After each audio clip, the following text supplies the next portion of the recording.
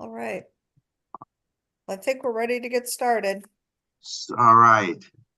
So If we're Sean's live gonna start streaming, live. if it is live streaming, please let everybody know that this was the reason why we are We're late. live. My difficulty. Now was not the district's difficulty. All righty. Financial management and energy risk management policy. Yes, this was just an update. Really, it's a policy that we have not revised in a while. So just basic changing names and punctuations. The only thing, man, this is just a rinky-dink thing on this one. Could you bounce back to I think it's the fourth paragraph, okay? I know that we have the board not capitalized ever anymore, but when we say Board of Education, we capitalized the E, we didn't capitalize the B. Don't you think we should probably, I don't know, I know that's just being real picky. It's just, Nope, it looks kind of funny. It'll be fixed. And it's not a big deal. It just looked kind of funny to me. And I already updated the chief financial officer, the two O's that are in officer in the last paragraph. Fantastic. Great. And Dr. Cuneo, Dr. Asner did send his comments ahead of time. And So we have them. Kevin has them. what did Dr. Asner say on this? On this one, it was just the punctuation issue and the officer 2 O's. So on this one, it was all grammatical. Okay, fantastic. And then DBJAR, the regulation. I didn't see anything in this one whatsoever. And the only one that Dr. Asner had was under on page 2, item C. Okay. Basis swap. Yeah, should the word basis be capitalized? Fixed. And then it was the same issue on item D. Okay. That was it.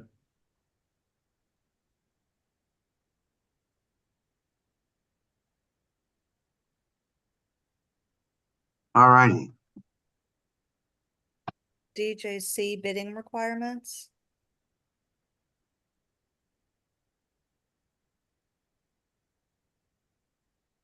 Yep, and this is just one that all of the other districts in the county that we looked at had already taken this policy and moved it into DJF. We were one of the few that still had it floating out there. So we're actually saying a policy should go. We're getting rid of this one, correct? Yeah, because really what you have was duplication. The purchasing policy talks about bidding requirements, and then we had a separate policy that also talked about bidding requirements, and so it became confusing. All righty. Sunset. I'm always glad to see one leave. Okay. Right.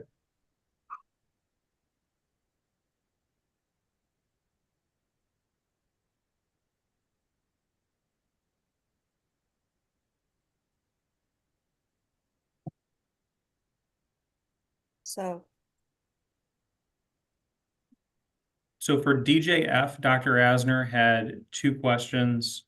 His first question was, what is the rationale for increasing the minimum purchase amount to require competitive bidding?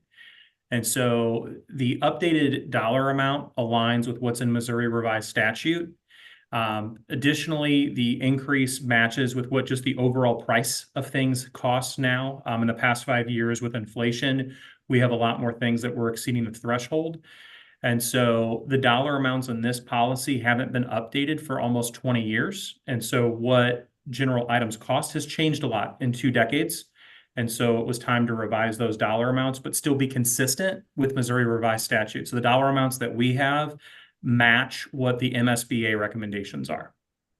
Okay, now we have go all the way down. We have then is it by statute that it has to be 2/3 of the board's vote?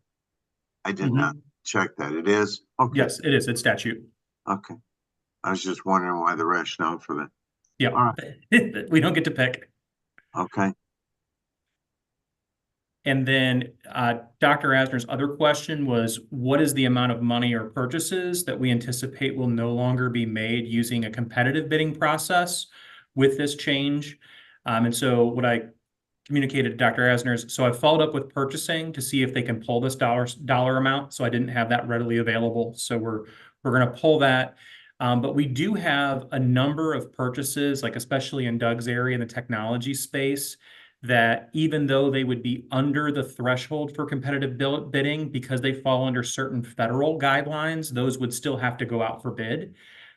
So even by raising the threshold, there still are a number of things that wouldn't meet the threshold for competitive bidding that we'd still have to competitively bid because of the funding source for the items that we're purchasing.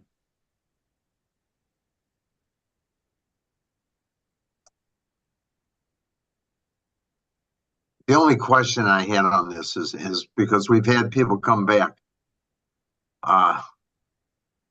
We have a statement in here, the district will select the lowest to our best bid. Okay. The district reserves the right to waive minor technical defects in a bid, reject any and all bids, reject any part, and make the purchase if the price can be obtained at a better price. That pretty much leaves it open for us to do anything, isn't it? Within reason, yes. Why then do we have, and we have, it doesn't happen often, but periodically we'll have somebody come to a board meeting and make a complaint over a bid, and they'll bring this up, that we didn't do competitive biddings. I remember one, I guess it was less than a year ago that this occurred. So the spirit of the policy is that we would go with the lowest bid in the event that all things are equal. But oftentimes, all things are not equal. And so if you have two bids where one is slightly lower, but the product being provided is different, or the service that comes with the product is different, or the customer service that comes with the product is different, there's a variety of reasons why on the outside looking in, they would say, what we gave you matches, but then from the district's perspective, it doesn't. And so this gives you that nuance from the district's perspective to say, is it truly equal? Because it's one thing if we're going out for bid and we're buying two identical items, but the difference, rarely is it that we're getting two actually identical things. Well, and to Kevin's point, Dr. Kuno, you remember that came to the board last year. The discrepancy difference in that was really the customer service that came along with the bid. One of the customer service was applicable and more customer appealing, the other was not. And we also had one, another time where the individual who made the complaint had a bid before and they had not fulfilled the bid requirements. And that was the reason why we didn't do it. Should we put, when you accept a bid and it's not the lowest, do we ever document why we did that? Yes. So purchasing does an entire documentation and justification. Okay. And it would be included in the briefing paper that's submitted to the board. Okay. If there's a reason why that we're submitting something that's lower. Because in some cases, we've had issues where the lowest bid is because they didn't understand the scope of what they were bidding on. And so we can look at the bid and see, this isn't enough staff to do what you need to do based off of what we know. Like it often happens with custodial where they just don't understand the level of need in our building. Where you think that one custodian is sufficient for a school, and then what happens in that school environment is very different than the traditional K-12 school, and as a result, our staffing needs vary. And so it's usually that's what you'll find in the justification in the briefing paper is upon further review, if they were to staff to the level necessary, then their bid would match the bid that we were going with. How often do we accept not the lowest bid, but quote, the best bid? I would have to follow up with purchasing to find that out because it varies on a case-by-case basis. We bid out so many things that Tammy would be able to give us some historicals on that. Doug, do you want to speak for your space? So generally it's back to what Kevin said, it's usually there's some component that is missing or was underbid. Like in technology, for example, a lot of times we will receive bids where the lowest bid might be using refurbished equipment. And we specify that we don't want refurbished equipment. One recent example is a UPS uninterruptible power supply bid that we put out, where the lowest bid bid equipment that was not compatible with existing equipment that we had. And so even though, yeah, those models are actually lower cost than the models that we purchased, they would not be compatible with the existing system that we had in place, and it would actually cause a increased cost to have to manage supply parts and service those other pieces of equipment, since they were different from what we already had in place. Would it be possible, or would it be worthwhile? The reason why I asked them how many, I was just wondering if it wasn't the lowest bid. And since we're getting position statements on this, would there be a way to star that so that we would know, hey, we should take a look at this in case somebody asks? Yep. And so purchasing does store all of that. Their current record retention cycle is 7 years. Oh. And so I can follow up with Tammy Notice, our director in purchasing, if you want to get kind of a snapshot for the last year of what it's looked like in that breakdown between best bid versus lowest price. No, I was more worried about the board, a board member being asked to reason, well, Yeah. how can you justify this? And if it was starred, they could immediately go to it. Yeah, and so we keep it for 7 years because most of our contracts are 5 years or less. Okay. So after 7 years, we will have gone out to bid again, and so it's no longer our most current bid in that space, which is why we do a 7-year retention. No, I'm not arguing. I just want to make sure that if somebody asks, we know what we can give a reason. For sure. All right, thank you. Mm-hmm. Anything else on DJF and No. DJFR?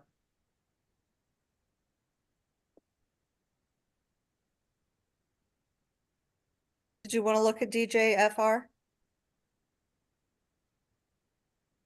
And really, I don't- the only I big don't think difference in so. DJFR is just we pulled over the bidding requirement stuff that was in DJC. I didn't see anything that was different other than that.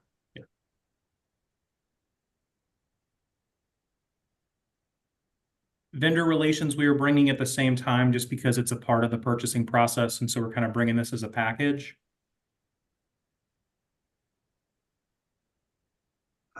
Didn't see anything in this that we needed to deal with.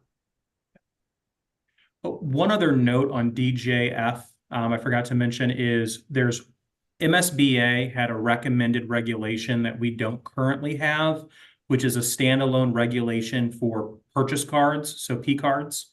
So working with purchasing on that regulation, so that'll come to the next board policy committee meeting. We did not have that ready for this meeting, but we're working on reconciling that. So there will be, right now there's just DJF and DJFR. We will have an R2 once we make the MSBA regulation around P cards work for our district. So that'll be coming at the next board policy committee meeting.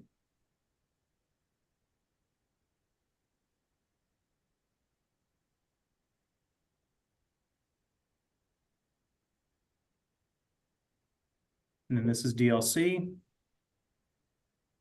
Has this ever been changed? Not really. I mean, it's pretty short and sweet, but I Sure can't. is.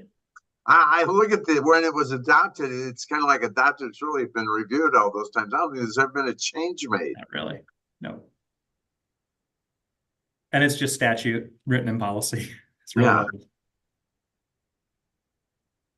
old. So this one, EHBD and EHBDR, this is exactly what we get from MSBA.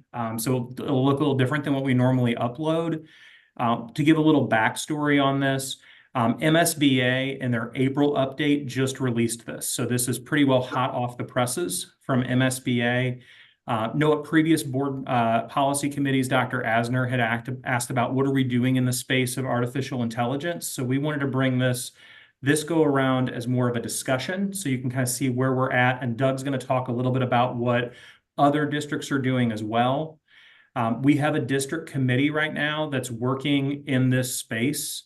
So this was kind of well timed with the work that we have going on in the district. But what we're looking at doing is having the committee make recommendations now for, here are kind of the do's and don'ts for AI use, and have that getting out to staff in May. And then have a policy be updated and ready to go for when staff return in August. So when teachers return during that orientation cycle, we can really dig in with them about here's what is in the scope of the policy. And if Doug, you want to talk a little bit about what we're seeing in other districts?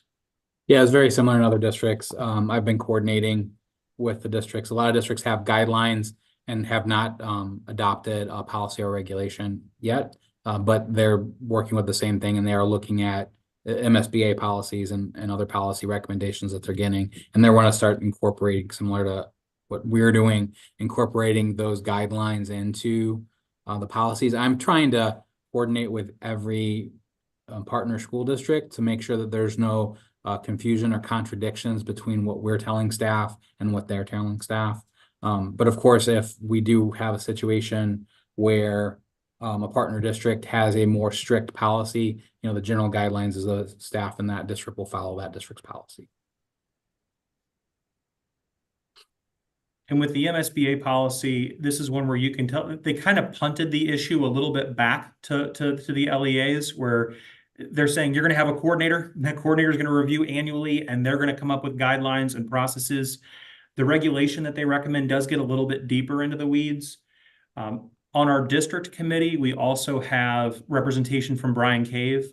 So Julia Pear from Brian Cave is on that committee. So she's bringing that legal lens as well. So where we land will probably be some combination of this MSBA policy and the recommendations from the committee. But anything that we bring to the board policy committee is also going to have the Brian Cave seal of approval before we bring it to this group.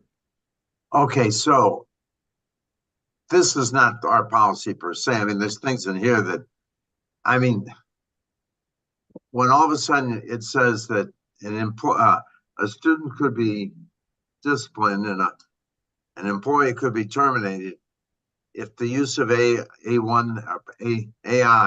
somehow interferes with this policy or any other policy that may be related to the district. I mean, that's so broad. Yeah. I didn't know what that meant. And that was our take on it too, which is why we wanted to bring this as we're aware that this exists. We want to acknowledge that it exists and not make it look like we're avoiding what MSBA is recommending. But we have to have something that our staff can wrap their minds around and know what they can and cannot do. The do's and don'ts is so much more important for teachers and classes than some of what's here on the page. Kevin, And we know we're trying to regulate something that keeps changing. Where do you see SSD going in this area? Where will we be utilizing it at? So we have use cases for both instruction and general operation and office use. One of the areas that we've talked about is in our career technical education program. Students that are engaged in that program to learn about AI and the use of AI, and then also just some general digital citizenship, like what is appropriate use of AI, so that students have some exposure to it, they understand it, and they understand the limitations and any potential drawbacks from AI. And then on the operation side, again, there's some opportunities for automation on manual tasks and processes that could save a lot of workload in some areas where there's repetitive text or other tasks that could potentially be generated through an AI application. But again, guidelines and do's and don'ts include making sure that student information or private personal identifiable information is not disclosed in any way, shape, using any tool, and that any use of AI has to be attributed that a portion of this text was generated through AI, so that we do not have issues with copyright infringement or plagiarism. Okay. So, And so there's also there's a some few places use where- cases out there that Yeah. we're trying to accommodate the legitimate use of it, but give some guidelines about what might not be appropriate. And you also have where it can be used from the brainstorming stage, where you're just trying to wrap your mind around an issue. We also can see using it to kind of create case studies in classes where you need to create different scenarios and those types of things where AI can help in that, where you're not putting any student identifiable data in there, but you're just trying to get backstories created, things like that.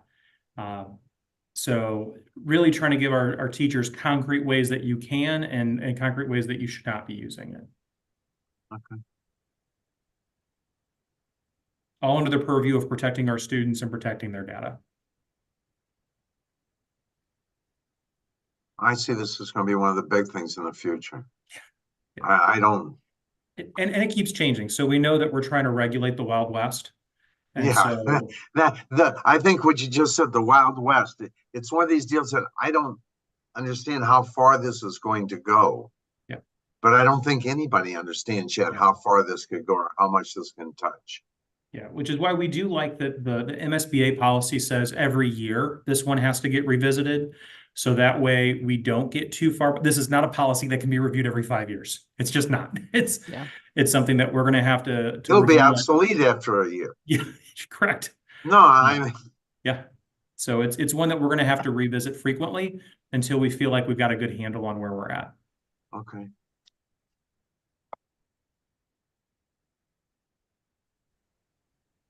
All right. Right, are we ready to move on? Please, Amy.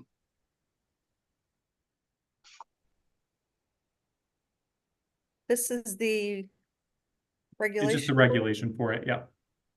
But the regulation doesn't really count yet since we really don't have a policy yet. Isn't that correct? Right. Correct. Yeah. And our regulation is going to look different than this regulation. Just wanted to make sure that you all were aware that it's coming, that we're going to dig into that next meeting. So IGA, basic instructional programs. Yes, ma'am. This one's mine. Other than a few added comments.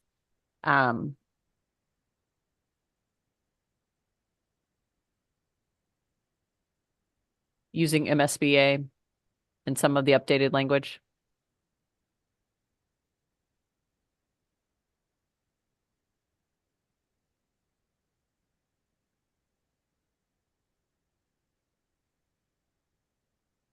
Any questions on this one?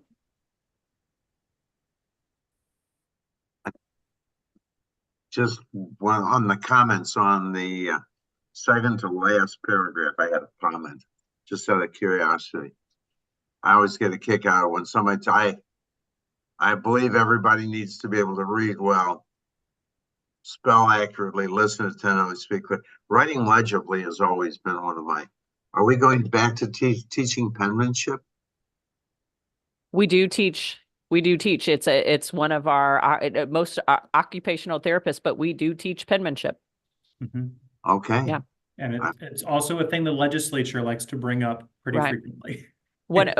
If you think of one thing that is really important for our students is knowing how to do your signature.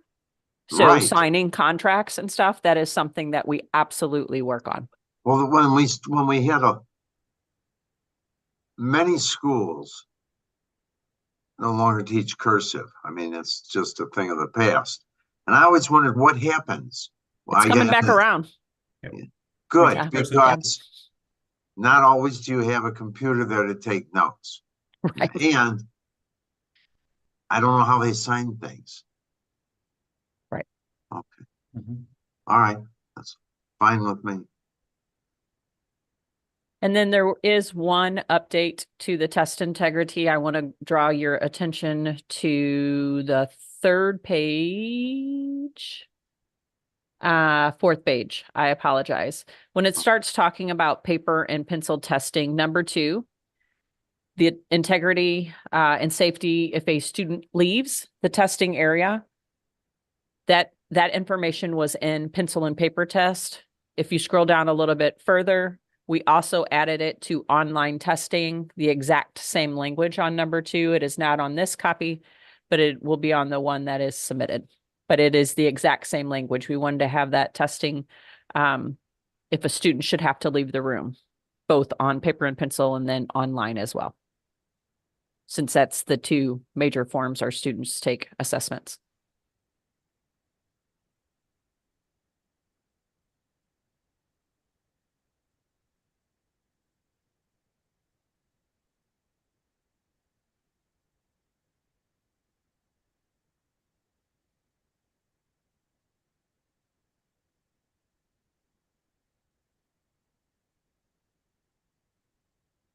Many of our students, though, I would think may have the additional time added to the testing, especially on standardized tests, Mhm. wouldn't they? Yes. That would Yep. be through their accommodations of their IEP. Yeah. for Or that. 504 in our career and technical centers. Yep, and there at the bottom of 6 or top of 6 and bottom of 5, that part that said we'd only do accommodations if it's an IEP or a 504, we struck through that just because some of our test vendors now are allowing accommodations for things that are outside of the IEP or 504. We're seeing that more at the tech schools where other medical conditions that might not qualify for a 504 are still allowing accommodations. And so we wanted to make sure that we left that door open, that we would provide accommodations, not just to those that are in the IEP or 504. It's anything that the test vendor will approve. I don't know I know the LSATs right now, the law, the exam you get into law school.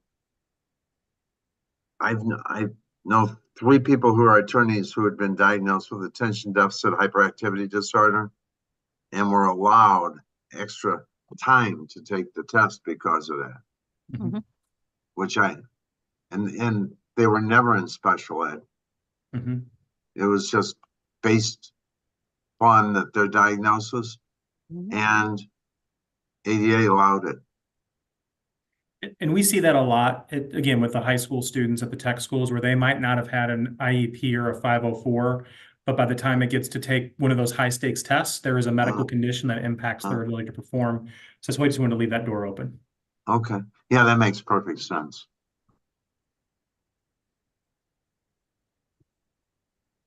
Okay, that is all. Thank you, everybody. And again, I apologize for getting in late. I got a call from the detention center, ran down there without thinking, which was not a good idea. Well, No have a good worries. evening. No worries. Dr. Cuneo, can you hang on for a minute?